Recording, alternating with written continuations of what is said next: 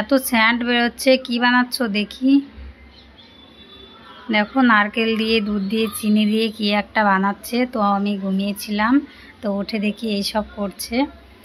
তো দেখো ক্ষীর বানাচ্ছে, ক্ষীর বানানো কমপ্লিট। তো পিঠে পুলি হচ্ছে, দেখো পিঠেগুলো কতটা সুন্দর হয়েছে। আর ক্ষীরের কালারটা দেখো একবার, খেতে না জানি কতটা টেস্ট হবে।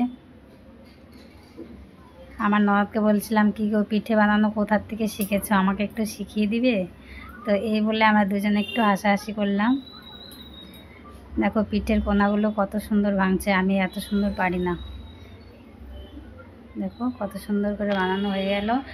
আর এখানে এখন আমি সিদ্ধতে বসিয়ে দিচ্ছি একটা গামলার মধ্যে জল দিয়ে আর একটা ঝাঁঝরা দিয়ে। ঝাঁঝরার মধ্যে দেখো পিঠেগুলো সুন্দর করে সাজিয়ে দিতে হবে, সাজিয়ে তারপরে ঢাকা দিয়ে দিতে হবে। দেখো সাজানো কমপ্লিট, এখন ঢাকা দিয়ে দেবো আর 5 থেকে 7 মিনিট বাদে আমার পিঠে হয়ে যাবে। তো দেখো পিঠে হয়ে গেছে। আর পিঠে হয়ে গেলে পিঠের গা দিয়ে একটু পিছল ভাব হয়ে যাবে, তখনই বোঝা যায় যে পিঠেটা কমপ্লিট হয়েছে, সুন্দর সেদ্ধ হয়েছে। দেখো কুলি পিঠে বানানো কমপ্লিট। এবার হচ্ছে পাটিসাপটা পিঠে। দেখো একটা হয়ে গেল, খুব সুন্দর হয়েছে পিঠে, আরেকটা হচ্ছে।